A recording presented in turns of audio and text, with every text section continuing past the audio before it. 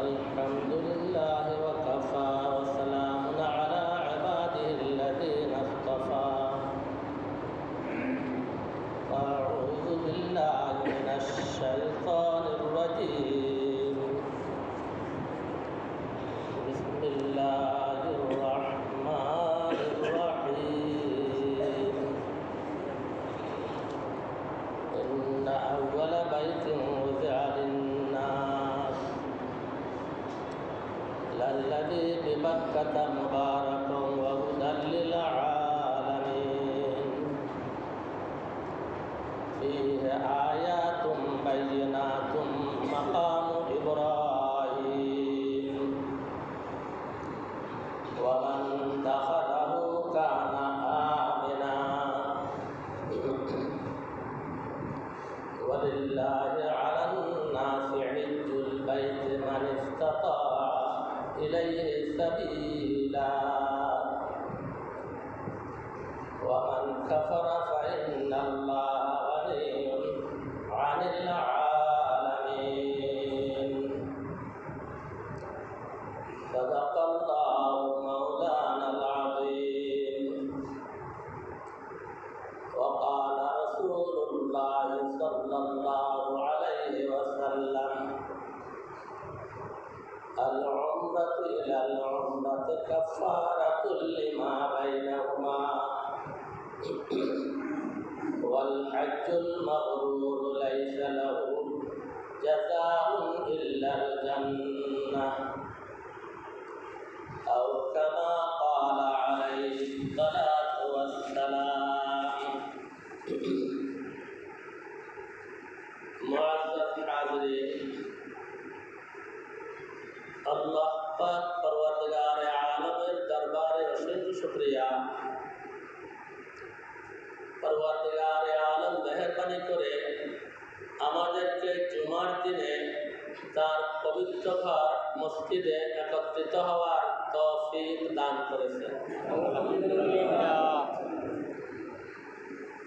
এবং এজন্য আল্লাহ পাক परवरदिगार आलমের দরবারে অসংখ্য শুকর আদায় করা দরকার যে তিনি মেহেরবানি করে আমাদেরকে সাইয়্যিদুল মুরসালিন আকায়ে নামদার তাজদার মদিনা জনাব মুহাম্মদুর রাসূলুল্লাহ সাল্লাল্লাহু আলাইহি ওয়াসাল্লামের উম্মত হওয়ার তৌফিক দান করেছেন আলহামদুলিল্লাহ কোরআনে পাক থেকে একটি আয়াত শরীফ তেলাওয়াত করেছি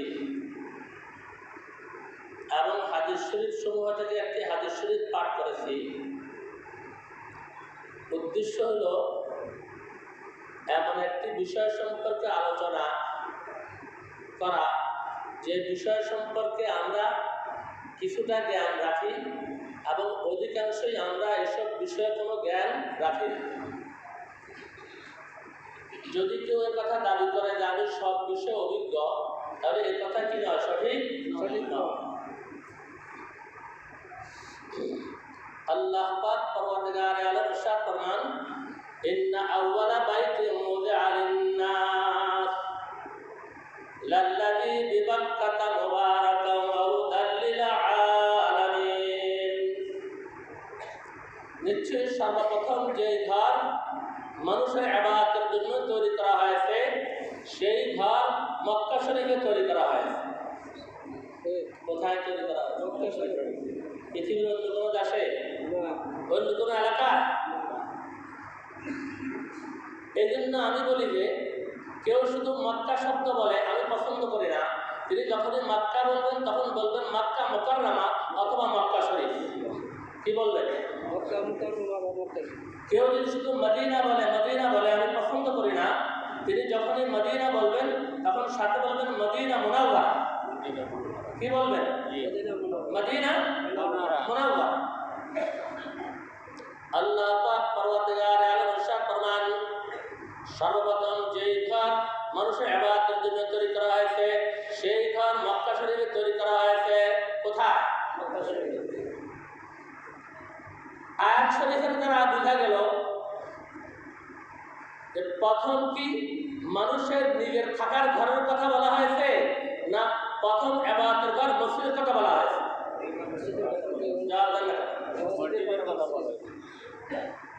তো একজন মুসলমান এতটুকু বলতে করতে না পারে যে আল্লাহ তাআলা কোরআনে পাকের মধ্যে ইবাদত সম্পর্কিত যে সমস্ত কথাবার্তা বলেছেন সেগুলো সম্পর্কে কোনো ধারণা নাই, তাহলে কিভাবে ইবাদত করবে?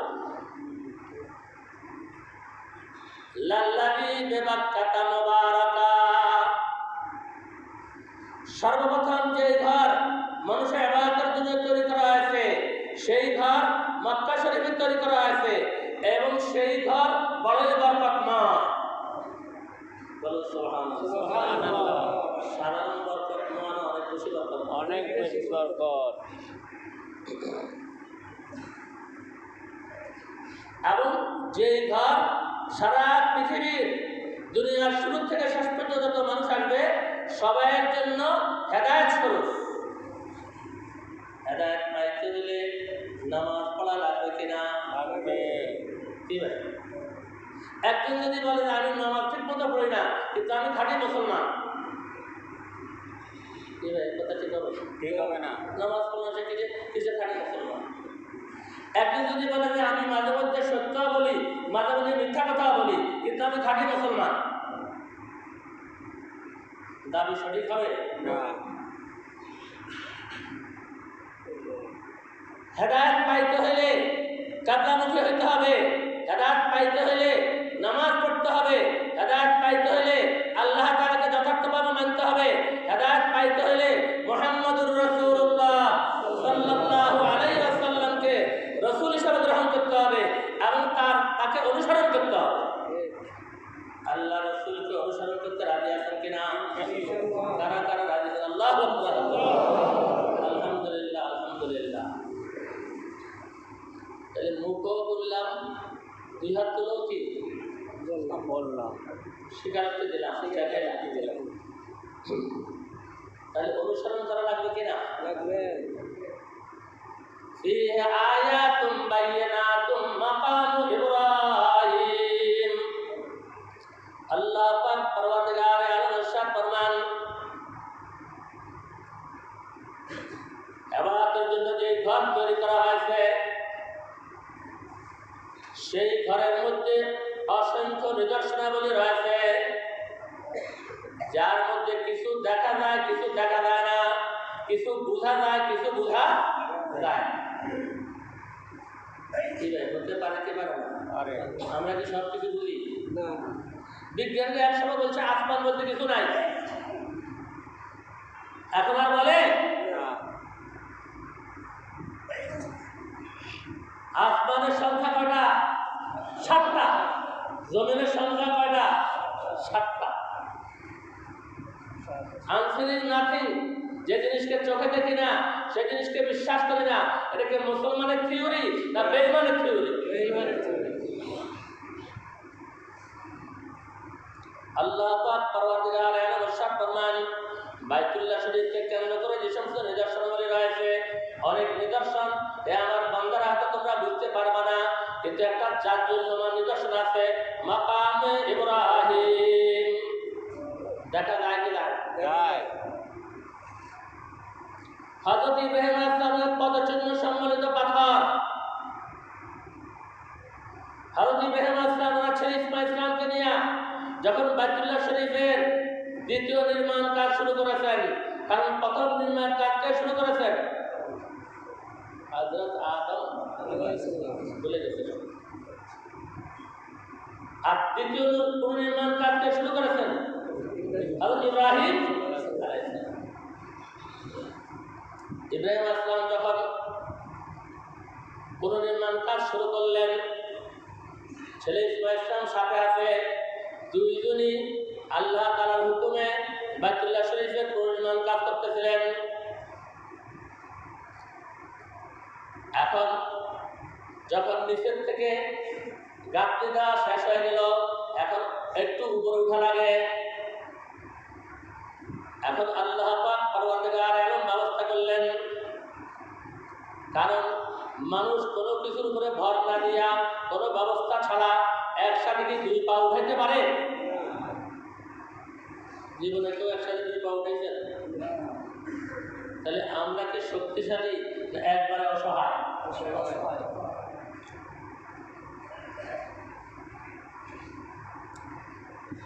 ইসমাইল ইসলাম যে এক পর্যায়ে বললেন যখন তিনি উপরের দিকে গাঁথতে শুরু করবেন, এখন আর তো সেটা পাচ্ছেন না, হাত দতে উঠে আর সম্ভব না। বললেন যে বাবা তুমি আশেপাশে একটা উঁচু পাথর তালাশ করে নিয়ে আসো। ইসমাইল ইসলাম ঠিকই একটা উঁচু পাথর নিয়ে আসলেন। এর মধ্যে আল্লাহ পাক পরওয়ারদিগার আলম ইব্রাহিম আলাইহিস সালামের জন্য বেহেশত থেকে একটা পাথর পাঠিয়ে দিয়েছেন। সুবহানাল্লাহ। এমন কুদরতি পাথর, বেহেশতি পাথর, সেই পাথরের উপরে ইব্রাহিম আলাইহিস সালাম যখন দাঁড়াইতেন, যখন উপরের দিকে উঠার দরকার হতো, কুদরতিভাবে পাথর ওনাকে নিয়ে উপরে উঠতে আরম্ভ করতো। আবার যখন নিচের দিকে নামার প্রয়োজন হইতো তখন সেটা নিচে নেমে যাইত। আর ইসমাইল ইসলাম যখন পাথর নিয়ে আসলেন, বললেন আব্বাজান আমি তো পাথর নিয়ে আসছি, এখন দেখি আপনি অন্য পাথর উপরে দাঁড়িয়ে কাজ করতেছেন। ইব্রাহিম ইসলাম বললেন এর মধ্যে আল্লাহ পাক পরওয়ারদিগার আলম কাজের সুবিধার জন্য বেহেশত থেকে একটা পাথর পাঠিয়ে দিয়েছেন। সেই পাথর এখনো বাইতুল্লাহ শরীফ পূর্ব পাশে সীসার প্রাচীরের মধ্যে, ঘেরার মধ্যে এখনো বিদ্যমান আছে। এবং সেই পাথর, যেটাকে মাকাম ইব্রাহিম বলা হয়, ইব্রাহিম আলাইহিস সালামের পদচিহ্ন সম্বলিত পাথর, সেই পাথর আল্লাহর খলিল ইব্রাহিম আলাইহিস সালামের প্রতি এত আসক্ত হয়েছিল যে হযরত ইব্রাহিম আলাইহিস সালামের পায়ের ছাপ পাথরের মধ্যে 8 থেকে 10 আঙ্গুল পরিমাণ বসাইবার সুযোগ করে দিয়েছে। অন্যান্য কুদরত বুঝতে না পারলেও ওই পাথরের মধ্যে ইব্রাহিম ইসলামের পায়ের ছাপ, এটা যারা হজ করতে যায়, উমরা করতে যায়, দেখে কি দেখে না? দেখে। কি ভাই নাকি দেখি যাও দেখে না? দেখে। কারণ দেখলে তো পরিবর্তন আসতো, দেখলে কি আসতো? পরিবর্তন আসতো। ওয়ামান দাখালাহু কানা আমিনা। আল্লাহ পাক পরওয়ারদিগার আলম ইরশাদ ফরমান যারা বাইতুল্লাহ শরীফে প্রবেশ করবে তারা নিরাপদ হয়ে যাবে। বলুন সুবহানাল্লাহ। সুবহানাল্লাহ। প্রবেশ করলে কি হবে? নিরাপদ হয়ে যাবে। এক সময় বাইতুল্লাহ শরীফ পশ্চিম দিকে একটা দরজা ছিল, তার নাম ছিল বাবুল কাবা, তার নাম ছিল বাবুল তওবা। আর পূর্ব দিকে যেটা, সেই দরজার নাম হলো বাবুল কাবা। এরপরে হলো খাতিমে কাবা, এরপরে হলো এদিকে মাকামে ইব্রাহিম, আর একটু পরে হলো জমজমের পুকুর এলাকা।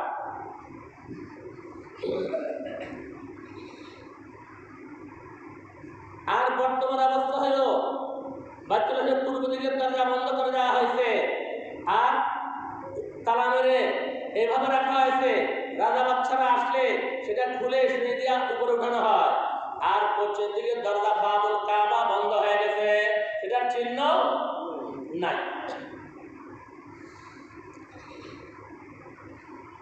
আল্লামা ইবনে জারীর তাবরী রাহমাতুল্লাহ আলাইহি লেখেন ওয়ামান দাখালাহু কানা আমিনা। যারা বাইতুল্লাহ শরীফে প্রবেশ করবে তারা নিরাপদ হয়ে যাবে। এর অর্থ হলো বাইতুল্লাহ শরীফের উত্তর দিকে যে হাতিমে কাবা, কাবার অংশ কিন্তু ছাদ নাই, কুরাইশ হালাল মাল শেষ হয়ে যাওয়ার কারণে তারা সেটা নির্মাণ করে নাই। এই জন্য সেটা খোলা আছে। এই খোলা থাকার কারণে কিয়ামত পর্যন্ত যে কোনো লোক সেখানে ঢুকতে পারবে কি পারবে না? পারবে। আর ওই খোলা জায়গায় হাতিমে কাবায় প্রবেশ করা মানে বাইতুল্লাহ শরীফে প্রবেশ করা। আল্লামা ইবনে জারীর তাবরী রাহমাতুল্লাহ আলাইহি বলেন ওয়ামান দাখালাহু কানা আমিনা। যারা বাইতুল্লাহ শরীফে প্রবেশ করবে তারা নিরাপদ হয়ে যাবে। এর অর্থ হলো যারা বাইতুল্লাহ শরীফ প্রবেশ করবে আল্লাহ পাক পরওয়ারদিগার আলম তাদেরকে জাহান্নাম থেকে নাজাত দিয়ে জান্নাতবাসী করবেন। সুবহানাল্লাহ। ওয়ালিল্লাহি আলান নাস হিজ্জুল বাইতি মান ইসতাতা ইলাইহি সাবিলা। আর যাদের নিজের এলাকা থেকে পৃথিবীর যে কোনো এলাকা তারা বসবাস করুক না কেন, বাইতুল্লাহ শরীফ পর্যন্ত যাওয়ার সামর্থ্য আছে, তাদের জন্য বাইতুল্লাহ শরীফের সামনে হাজির হয়ে সেখানে গিয়ে হজ করা ফরজ। যাদের হজ করার সামর্থ্য আছে তাদের জন্য হজ করা কি ফরজ। আবার বলুন ফরজ। এবং আরেকটা কথা শুনে রাখুন, হয়তো কেউ কেউ নতুন শুনবেন, সামর্থ্যবান ব্যক্তির জন্য যেমনিভাবে জীবনে একবার হজ করা ফরজ, এমনিভাবে সামর্থ্যবান ব্যক্তির জন্য জীবনে একবার উমরা করা সুন্নতে মুআক্কাদা। দ্বিতীয়টা আমাকে শুনে হবে। সামর্থ্যবান ব্যক্তির জন্য জীবনে একবার উমরা করা কি সুন্নতে মুআক্কাদা।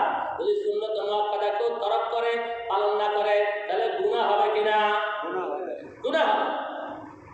বোঝা গেল হজ করতে যদি 4 লক্ষ টাকা জোগাড় করা লাগে, উমরা করতে যদি 1 লক্ষ টাকা 1.5 লক্ষ টাকা জোগাড় করা লাগে, তাহলে যার এই জোগাড় করার সামর্থ্য আছে তার জন্য অন্তত জীবনে একবার উমরা করা কি সুন্নতে মুআক্কাদা।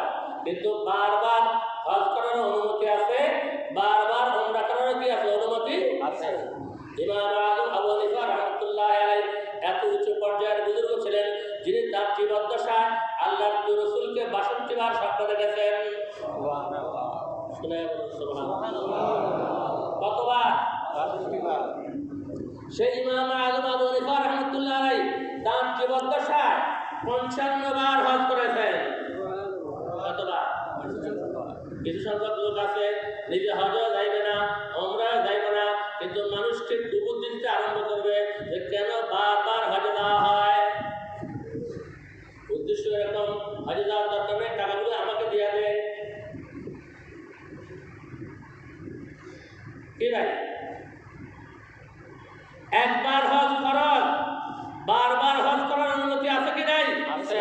আল্লাহর হাবিব ইরশাদ ফরমান, মানে হাজ্জা হাজ্জাতান আদা ফরজা, যে ব্যক্তি প্রথমবার হজ করলো সে তার ফরজ আদায় করলো।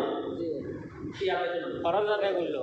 মানে হাজ্জা সানিয়াতান দায়ানা রাব্বা, আর যে ব্যক্তি দ্বিতীয়বার হজ করলো সে আল্লাহ তাআলাকে কর্জ দিল। বলুন সুবহানাল্লাহ। সুবহানাল্লাহ। আল্লাহ তাআলা কি কর্জের মুখাপেক্ষী? না।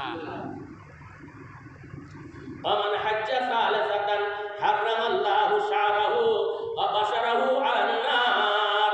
আর যে ব্যক্তি তৃতীয়বার হজ করলো সে ব্যক্তি তার নিজের শরীরের উপর, গোশতের উপর, পশমের উপর, সবকিছুর উপর জাহান্নামের আগুনকে হারাম করার ব্যবস্থা করলো।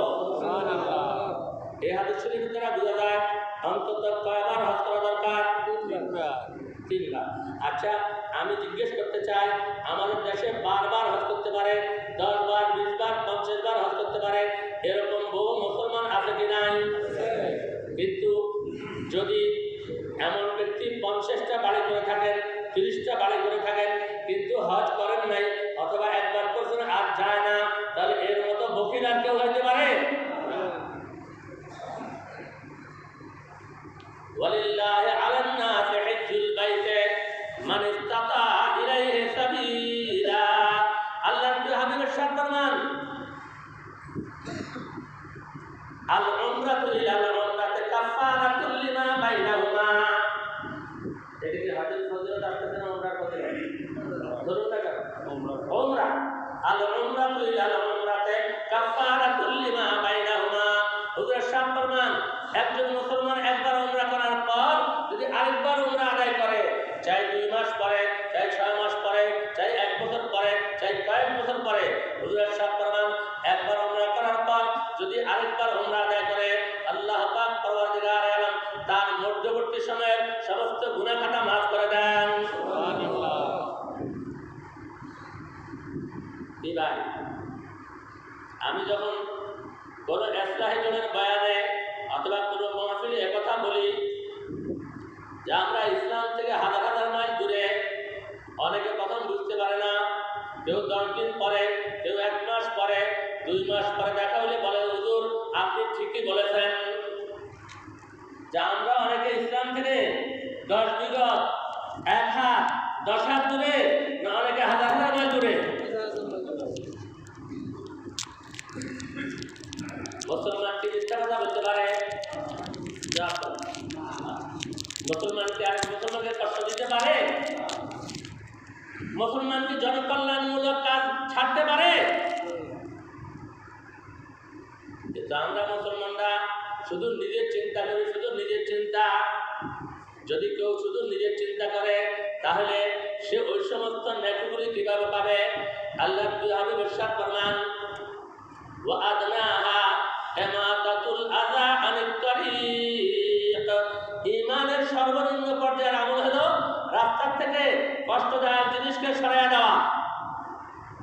রাস্তার মধ্যে পাথর পড়ে আছে, এই মুসলমান চিন্তা করলো আরেক ভাই আসলে পাথর মধ্যে আঘাত খাইতে পারে, সে পাথর পকেটে নিয়ে নিল, অথবা পাথরকে আরেক জায়গায় পাথরের জায়গার মধ্যে নিয়ে রেখে দিল, যাতে কি না হয় আরেক কোনো মুসলমান ভাইয়ের কষ্ট না হয়। তাহলে একজন মুসলমান শুধু কেবল নিজের চিন্তা করবে না, পাড়া প্রতিবেশীর চিন্তা করবে? পাড়া বলুন না। চিন্তা করবে। শুধু কেবল পাড়া প্রতিবেশী চিন্তা করবে না, যে শহরে থাকে সেই শহরবাসীর চিন্তা করবে? শুধু কেবল শহরবাসীর কেন, একজন মুসলমান চিন্তা করবে সারা দুনিয়ার সমস্ত মানুষগুলো মানুষগুলো যেন মুসলমান হয়ে যায়। শুনে বলো না আমিন। আরো জোরে বলো না আমিন। মুসলমান হলে যারা মুসলমান হবে তারাও লাভবান, আমরা যা দোয়া করেছি আমরাও কি লাভবান। সাইয়্যিদুল মুরসালিন জনাব মুহাম্মদুর রাসূলুল্লাহ সাল্লাল্লাহু আলাইহি ওয়াসাল্লাম ইরশাদ ফরমান,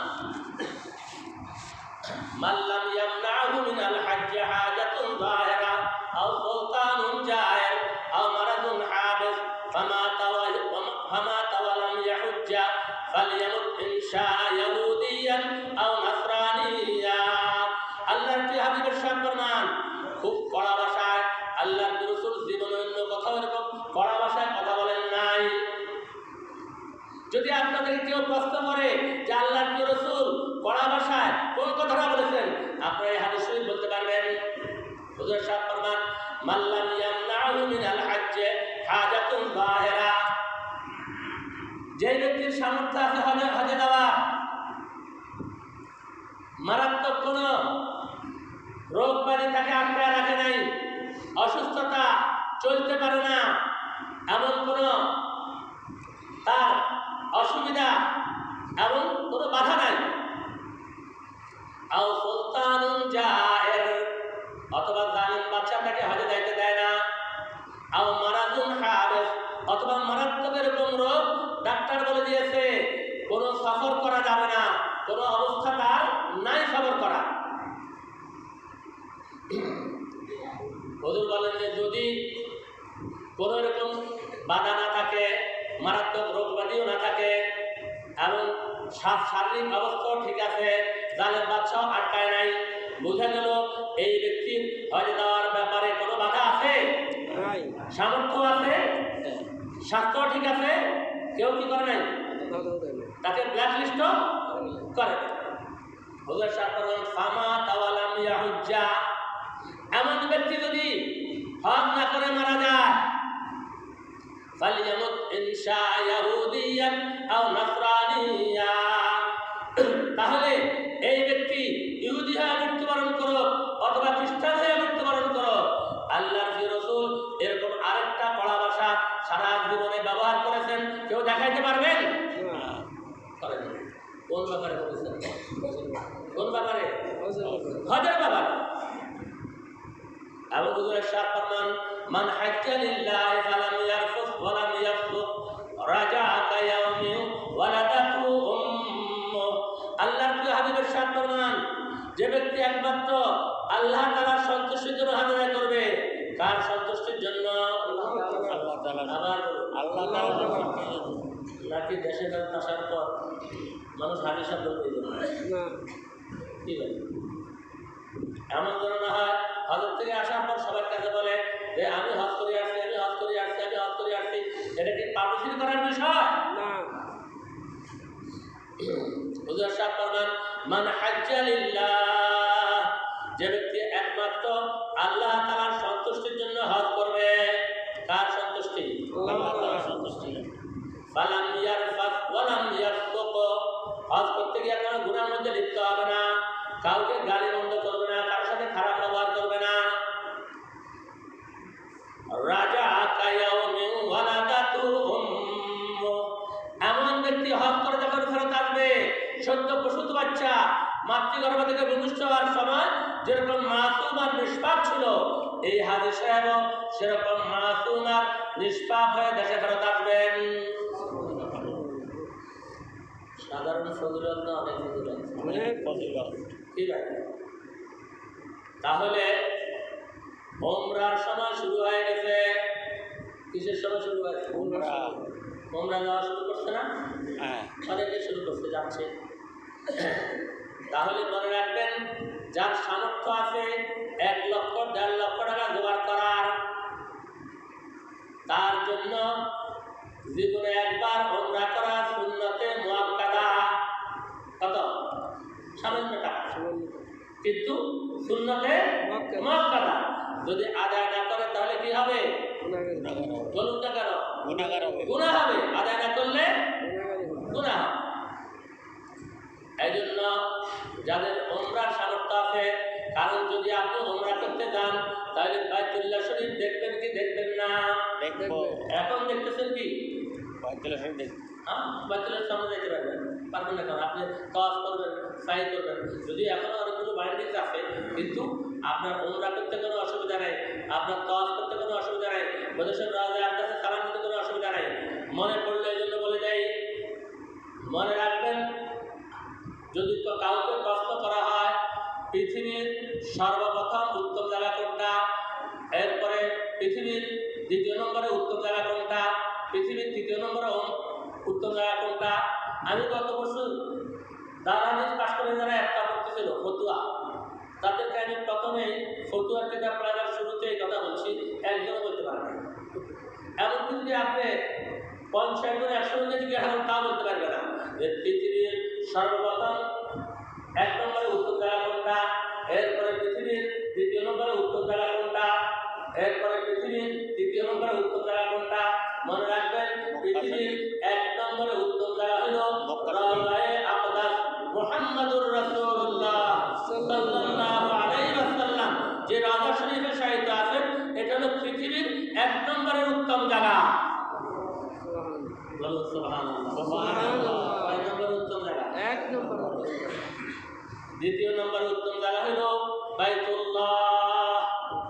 2 নম্বরের উত্তম জায়গা কি? বাইতুল্লাহ। অনেকে বলে খানায়ে কাবা, অনেকে বলে কাবা ঘর। কয় নম্বরে? 2 নম্বরে। 2 নম্বর। আর 3 নম্বরের উত্তম জায়গা হলো মসজিদে হারাম। বাইতুল্লাহ শরীফের চতুর্দিকে যে মসজিদ, এটাকে কি বলা হয়? মসজিদে হারাম। 1 নম্বরে আল্লাহর হাবিব রাওজা শরীফ, 2 নম্বরে কাবা শরীফ, 3 নম্বরে মসজিদে হারাম।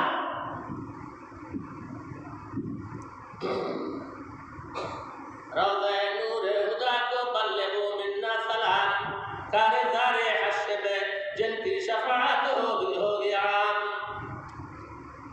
তাহলে হজের মাধ্যমে, এমনকি উমরার মাধ্যমে আল্লাহ রাসূলের রওজা শরীফের সামনে হাজির হওয়া কি অসম্ভব হবে না সম্ভব হবে? সম্ভব হবে। এবং সেখানে দাঁড়ায় সালাম দিতে পারবেন, আসসালাতু ওয়াসসালামু আলাইকা ইয়া রাসূলুল্লাহ, আসসালাতু ওয়াসসালামু আলাইকা ইয়া হাবিবাল্লাহ, আসসালাতু ওয়াসসালামু আলাইকা ইয়া শাফিআল মুযনিবিন, আসসালাতু ওয়াসসালামু আলাইকা ইয়া রাহমাতাল লিল আলামিন।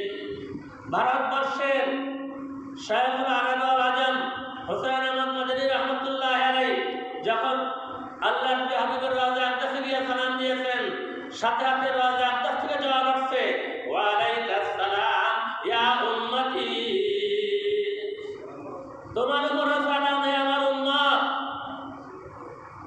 আরব দেশের আলেম ওলামারা পাবলিকরা তখন বলতো যে আমরা রওজা শরীফের আশেপাশে সবসময় ঘুরি, আমরা এলাকার বাসিন্দা, আমরা আল্লাহর হাবিবের সেই প্রতিবেশী, আমরা তো কত সালাম দিলাম, কোনো জবাব পাইলাম না। কোথায় ভারত থেকে এক মৌলভী সাহেব আসছেন, উনি সালাম দিলেন, সাথে সাথে জবাব আসে। কি ভাই, সম্পর্কের প্রয়োজন আছে কি নাই? ভাবের প্রয়োজন আছে কি নাই? অনেকে বলে কেবল অভাব অভাব অভাব অভাব। আসলে বুজুর্গানদের বলেছেন, আসলে অভাব হলো এই জন্য যে এই ব্যক্তির আল্লাহ তাআলার সাথে ভাবের অভাব। কিসের অভাব? ভাবের অভাব। আল্লাহর সাথে ভাব থাকে তাহলে কি থাকবে না? অভাব থাকবে না। সে একবারে সামান্য চিড়া সকালবেলা লবণ দিয়া খাইলো, তার কাছে মনে হবে বেহেশতি খাবার। কি মনে হবে? আমি এর আগেও বলেছি, মাঝে মধ্যে এখন বলি এই জন্য যে শহীদ মসজিদে নতুন নতুন মুসল্লি আসেন কি আসেন না? কি ব্যাপার? আমার কাছে বহু লোক দেখা হলে বলে যে হুজুর শহীদ মসজিদে আসছে আপনাকে পাইনি, শহীদ মসজিদে আসছে আপনাকে পাইনি। তাহলে একজন মুসলমান চিন্তা করবে এবং সবসময় দোয়া করবে, পরওয়ারদিগার আলম হজ করার তৌফিক দান করুন, বলুন আমিন। এবং দোয়া করবে, পরওয়ারদিগার আলম উমরা করার তৌফিক দান করুন। অল্প অল্প দোয়া করবে না বেশি দোয়া করবে? বেশি করি। আমি অনেক সময় বলে থাকি যে আমি যদি আমেরিকাতে 10-12 যাই, আমার কাছে এরকম খুশি লাগবে না একবার মক্কা শরীফ মদিনা শরীফ গেলে এর চাইতে 100 গুণ বেশি খুশি লাগবে। কোন জায়গা? रहे मेरा मस्कन हवाली काबा, बने मेरा मदफन दियारे मदीना, ये गुंबद ये रोजा ये जन्नत का टुकड़ा, खुशा मंजरे पर बारे मदीना, दिखा दे या इलाही वो मदीना कैसी बस्ती है, जहाँ पर रात दिन मौला तेरी रहमत बरसती है। মক্কা শরীফে গিয়ে যদি কেউ বাইতুল্লাহ শরীফের সেখানে মসজিদে হারামে 1 রাকাত নামাজ আদায় করে, তার আমলনামায় 1 লক্ষ রাকাতের সওয়াব লেখা হবে। আবার শুনে বলো সুবহানাল্লাহ। কত রাকাত? 1 লক্ষ 1.5 লক্ষ। সাধারণ সুবিধা না অসাধারণ সুবিধা? অসাধারণ সুবিধা। অসাধারণ। মদিনা শরীফের মসজিদে নববী যদি কেউ নামাজ পড়ে 1 রাকাত অনুযায়ী, এক রওয়ায়াত অনুযায়ী 1 রাকাতে 50 রাকাতের সওয়াব পাওয়া যাবে। আর যে কোনো জামে মসজিদে যদি 5 রাকাত নামাজ জামে মসজিদে যদি পড়ে 1 রাকাতে 500 রাকাতের সওয়াব পাওয়া যাবে জামে মসজিদ। আর জামে মসজিদ না, ছোটখাটো মসজিদ যদি জামাতে নামাজ হয়, সেখানে আদায় করলো কমপক্ষে 27 গুণ বেশি সওয়াব লেখা হবে। কত গুণ? 27 গুণ। তাহলে একজন মুসলমান চিন্তা করবে যে কখন আমি রওজা আকদাসে গিয়ে হাজির হব, কখন মক্কা শরীফ গিয়ে হাজির হব। হযরত আদম আলাইহিস সালাম সেই শ্রীলঙ্কার সিংহদ্বীপ এলাকা থেকে, যেটা আদমদ্বীপ এলাকা, সেখান থেকে পায়ে হেঁটে মক্কা শরীফে এসে যখন প্রথম বাইতুল্লাহ শরীফের প্রথম নির্মাণ কাজ করলেন, কে প্রথম নির্মাণ কাজ করেছেন? বাইতুল্লাহ শরীফ আদম আলাইহিস সালাম। নির্মাণ কে করেছেন? ইব্রাহিম আলাইহিস সালাম। ইব্রাহিম। আর বাইতুল মুকাদ্দাসের প্রথম নির্মাণ করেছেন কে? হযরত ইব্রাহিম আলাইহিস সালাম। আর পুনর্নির্মাণ করেছেন হযরত সুলাইমান আলাইহিস সালাম। এইসব কত জানার দরকার আছে কি নাই? এমনি বলবেন যে সেই ইহুদিদের যুদ্ধ করবেন, সেই ইসরায়েলের বিরুদ্ধে বলবেন, কিন্তু ইতিহাসটা জানলে তো অসুবিধা, ইতিহাস জানতে হবে। এখনো যে সমস্ত ইহুদিরা সেই খায়বার থেকে বিতাড়িত হয়েছে, আল্লাহর রাসূল খায়বারের যুদ্ধ করেছিলেন, সেই খায়বারের যুদ্ধে আল্লাহর প্রিয় হাবিব নিজের শাসনে উপস্থিত ছিলেন, সেই ইহুদিরা সেখান থেকে বিতাড়িত হয়ে চলে গেছে ইসরায়েলে। এখনো তারা বলে সুযোগ পাইলে আমরা আবার সেই খায়বার সহ মদিনা শরীফ দখল করব। বলুন নাউযুবিল্লাহ। তাদের কপালে জুটবে না।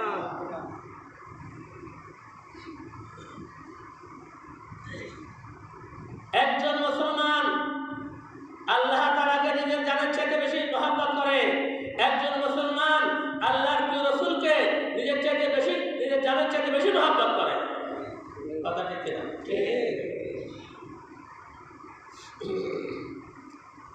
ইব্রাহিম আলাইহিস সালাম বাইতুল্লাহ শরীফের সামনে হাজির হয়ে আল্লাহ তাআলার হুকুম মতো প্রথম বাইতুল্লাহ শরীফের নির্মাণ কাজ করলেন।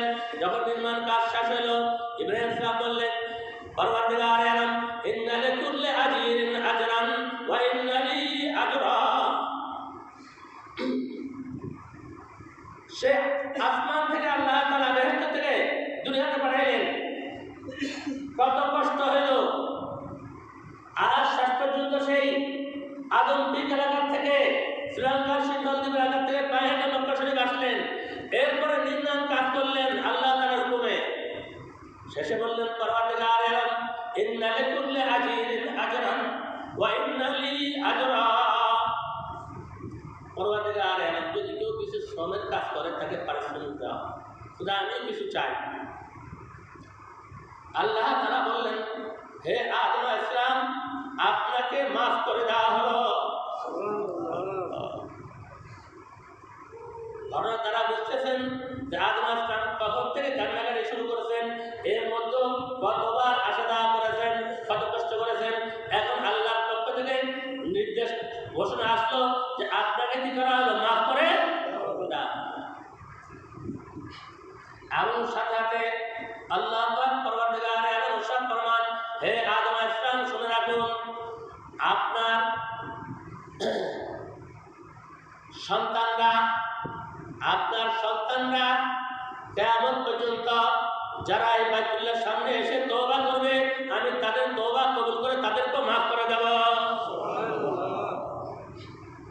কি ভাই, তাহলে যাওয়ার দরকার আছে কি নাই? ঘরে ঘরে কি করা দরকার? যাওয়ার দরকার। এখন যাইতে চান না, বৃদ্ধ হয়ে গেলে সন্তানাদি হয়তো টাকা পয়সা বের করবে না। কি মুয়াজ্জিন সাহেব কথা ঠিক কিনা? ঠিক। বলবো যে মুয়াজ্জিন সাহেব তো অভিজ্ঞতা কম, অভিজ্ঞতা হয়তো সময় লাগে না। আল্লাহ তাআলা ইলমে লাদুন্নি দান করতে পারেন। একজন মানুষের মধ্যে বড় ইলম নাই, আল্লাহর ইচ্ছা হলে সে বড় আলেম হয়ে যাইতে পারে 15 বছর বয়সে। পারে কি না? পারে। তাহলে তওবা ইস্তিগফার বেশি বেশি করতে হবে। আজকে আবার পত্রিকা আসছে যে করোনা আবার নাকি বাড়তেছে, আসছে না পত্রিকা? নাউযুবিল্লাহ। তাহলে পানা চাইতে হবে কার কাছে? সব কিছু কার কন্ট্রোলে? আধা আধা বিশ্বাস না পরিপূর্ণ বিশ্বাস? পুরো পরিপূর্ণ। আল্লাহ পাক পরবর্তীকালে আলাম আমরা যা কিছু আলোচনা করেছি এবং শুনেছি, আমাদেরকে সহিভাবে আমল করার তৌফিক দান করুন। আমিন। শুনে বলুন আমিন।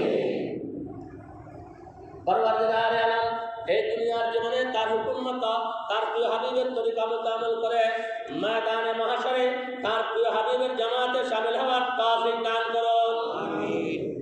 পরবর্তীকালে আলাম কিয়ামতের ময়দানে তার প্যারা হাবিবের জামাতে শামিল হয়ে তার প্যারা হাবিবের মোবারক হাতে হাউজে কাউসারের পানি পান করার আমাদেরকে তৌফিক দান করুন। আমিন। পরবর্তীকালে আলাম এই শহীদ মসজিদের সমস্ত মুসল্লিয়ানে কেরামকে আমাদের সকলকে ময়দানে মাহশরে আপনার প্যারা হাবিবের জামাতে শামিল হয়ে আপনার প্যারা হাবিবের মোবারক পিছনে চলে ফুলসিরাত পার হয়ে আমাদের সকলকে জান্নাতুল ফিরদাউসে পৌঁছবার তৌফিক দান করুন। আমিন। ওয়া আখিরু দাওয়ানা আনিল হামদুলিল্লাহি রাব্বিল আলামিন। রব্বানা তাকাব্বাল মিন্না ইন্নাকা আনতাস সামিউল আলিম। যারা সুন্নাত পড়েননি